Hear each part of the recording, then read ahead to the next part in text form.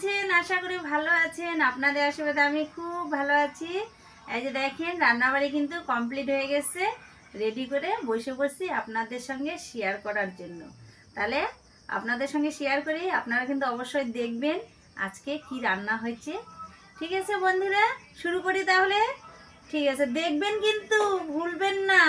এই যে দেখেন আজকে আবার কিসের মধ্যে ভাত করছি, সসপ্যানের মধ্যে ভাত করছি। আর দেখেন মাছের ঝোল করছি। বলছি না আপনাদেরকে, ওই যে পাঙ্গাস মাছ নিয়ে আসছে, সেই মাছের ঝোলটা আজকে আবার প্লেটে দেখছেন। কারণ হচ্ছে প্লেটে বাটিতে আমরা বেশি মাছের ঝোল খাই না। মাছের ঝোল কি মানে বেশিরভাগই থালার মধ্যেই খাই, কোনো তরকারি বাটিতে খাই না। আজকে আবার ভাবলাম সময় আছে, ওই জন্য সব কিছু রেডি করি। আজকে ভাতটা রেডি করেও দিব খাইতে।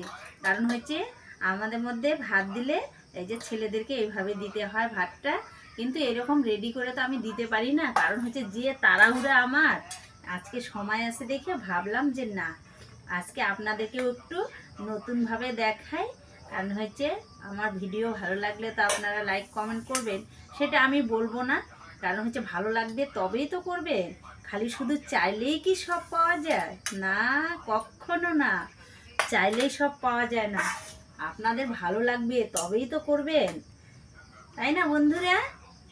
কি এই যে দেখেন ভাত কিন্তু আজকে গরম ভাত, কিন্তু তবু একটু শীত ঠান্ডা ঠান্ডা টাইপের তো, মানে আমি একদম খাস বাংলাতে বলতে চাইলাম শীতকাল।